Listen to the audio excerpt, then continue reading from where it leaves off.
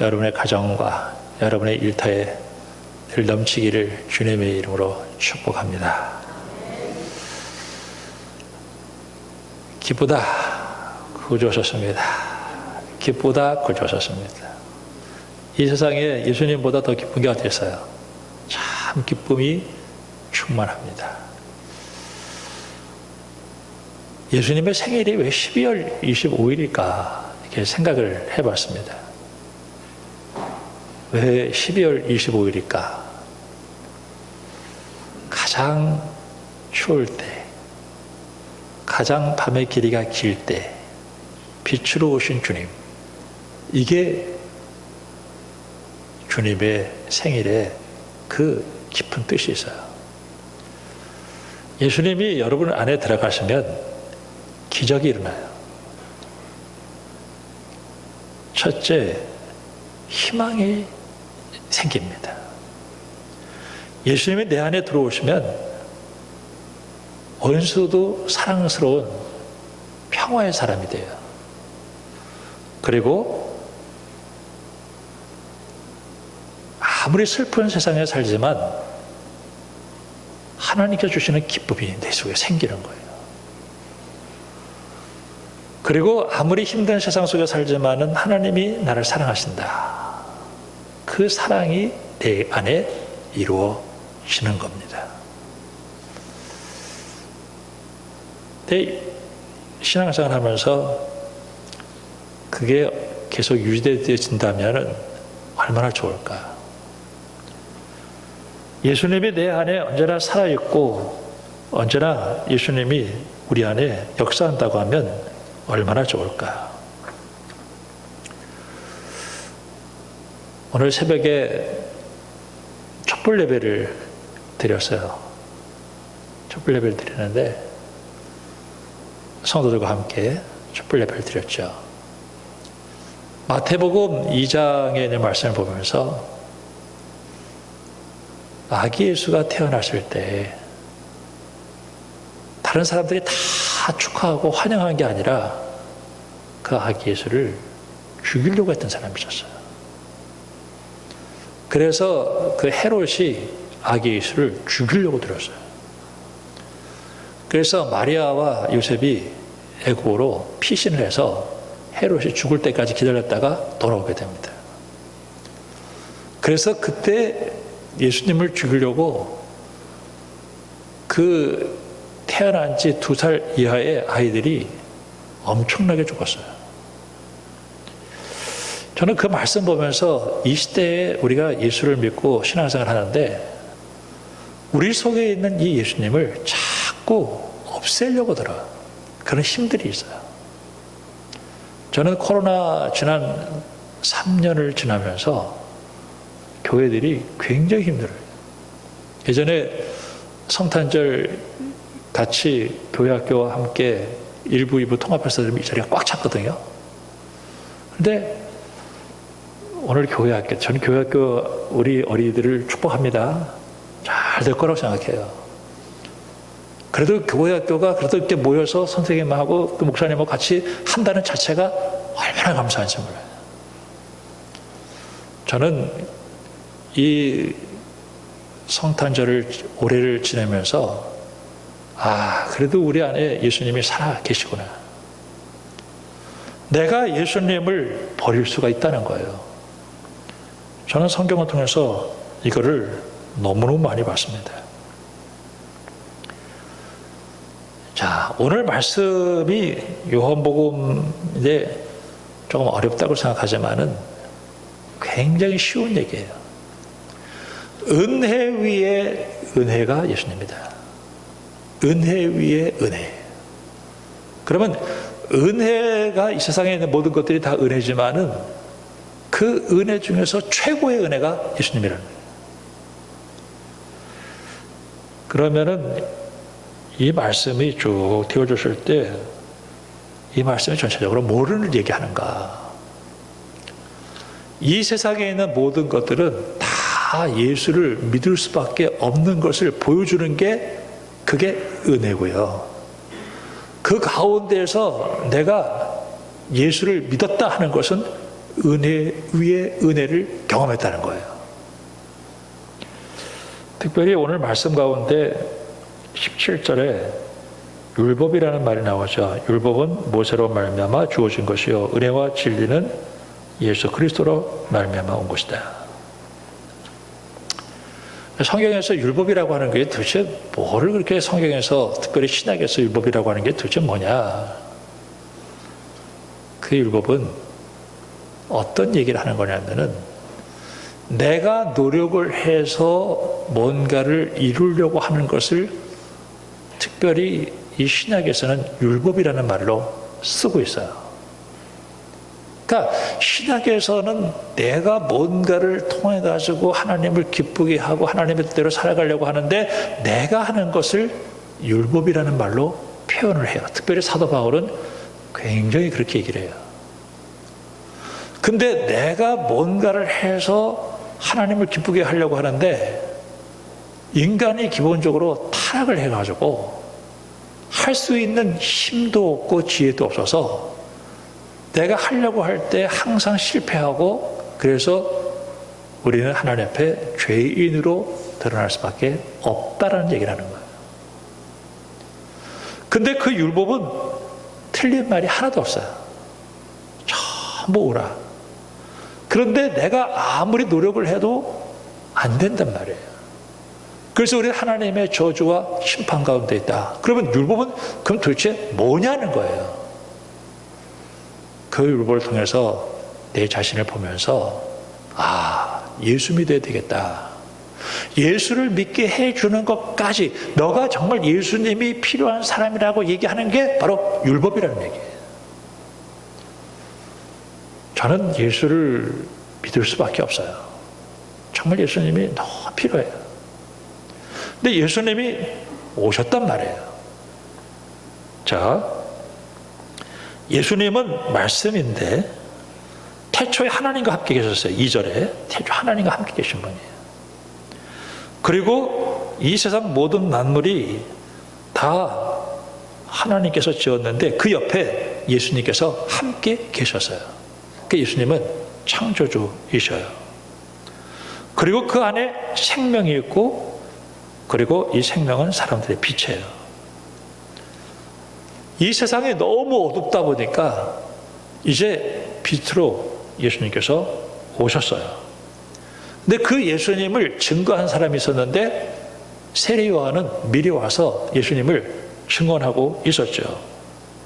그런데 참 이상한 게 빛이 와서 9절에 빛이 와서 세상에 와서 각 사람에게 비추는 빛이 있었나니 그가 세상에 계셨고 세상은 그로 말미암아 지은 바 되었을 때 세상에 그를 알지 못하였고 자기 땅에 오매 자기 백성이 영접하지 아니하였으나. 참 이상하죠. 빛이 딱 오면 그 어둠이 빛을 받아들여야 되는데 그 어둡기 때문에 예수님을 받아들이지 않는 거예요. 우리가 헤롯이 예수님을 안 받아들였잖아요. 그 당시에 제사장들, 그 사람들은 아는 것은 많았지만은 정말 빛으로 오신 예수님 앞에 무릎을 꿇지 못했고 오히려 예수님을 시기하고 질투해서 예수님을 십자가에 못 박아 죽였어요. 그 당시에 예언자들은 하나님의 말씀을 전하는 것이 아니라 잘못된 이야기를 하기를 시작했던 거예요.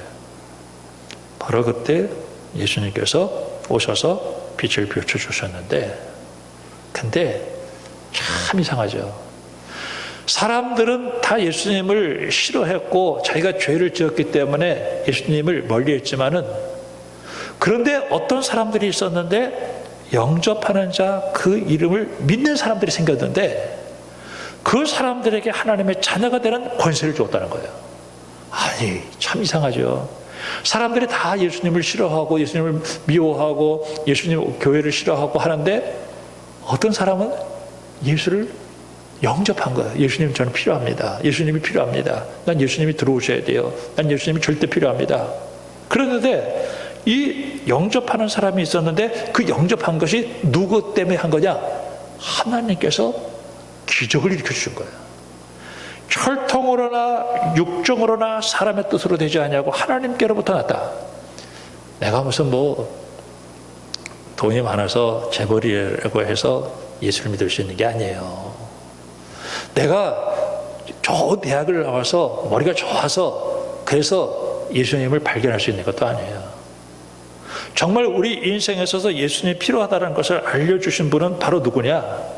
하나님께서 그 마음을 열어준 사람이 믿는 거예요. 여러분, 예수는 아무나 믿는 게 아니라 믿어지게 하셔야 믿어지는 줄로 알고 바로 이것이 은혜라고 하는 거예요.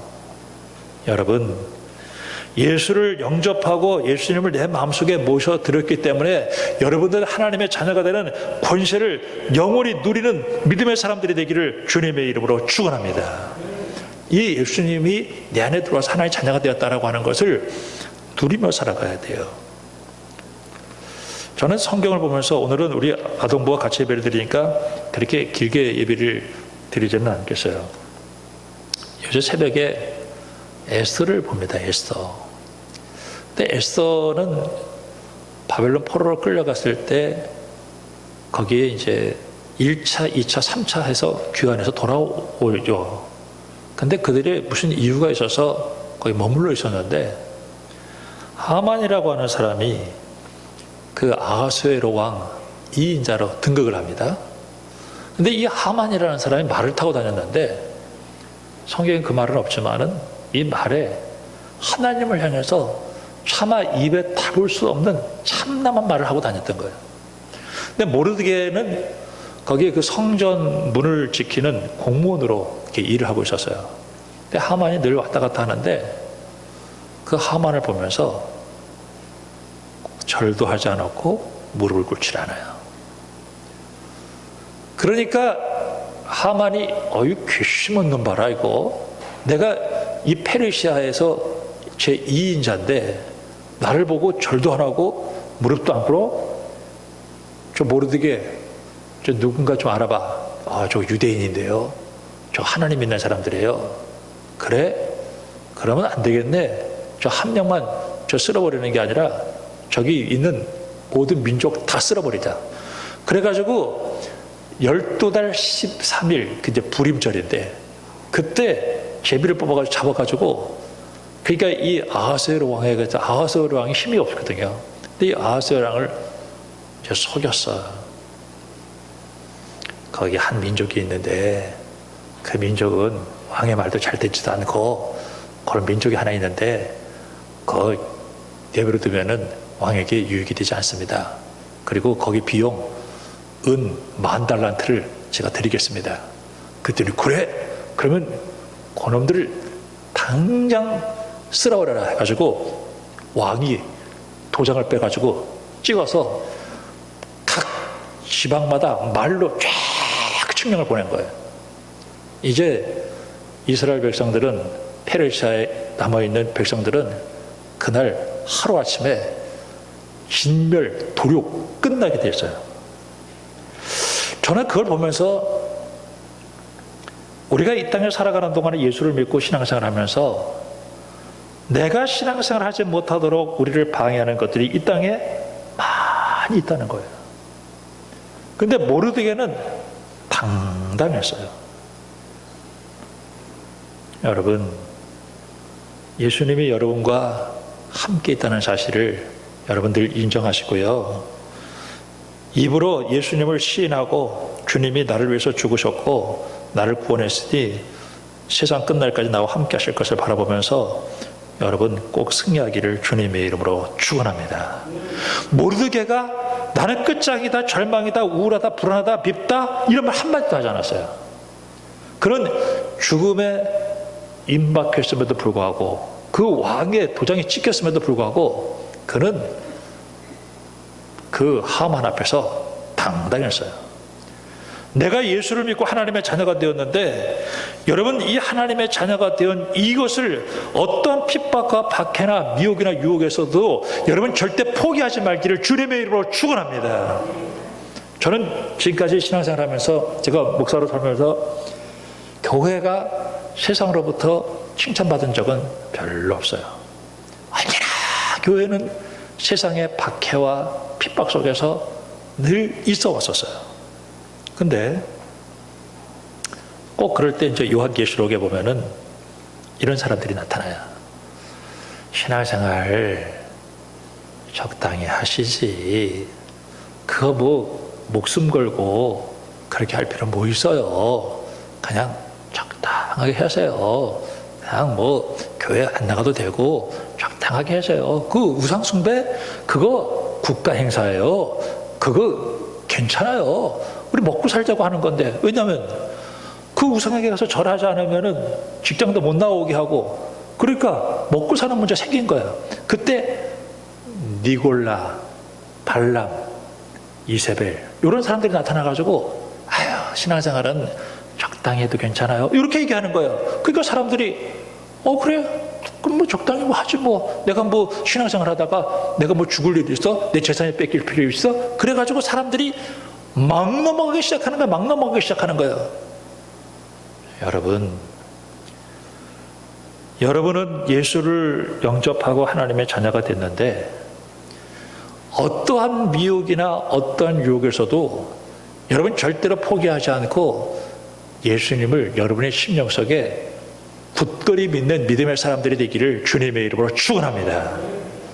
저는 왜 성탄절 예배를 1년에 한 번씩 드려야 되는가?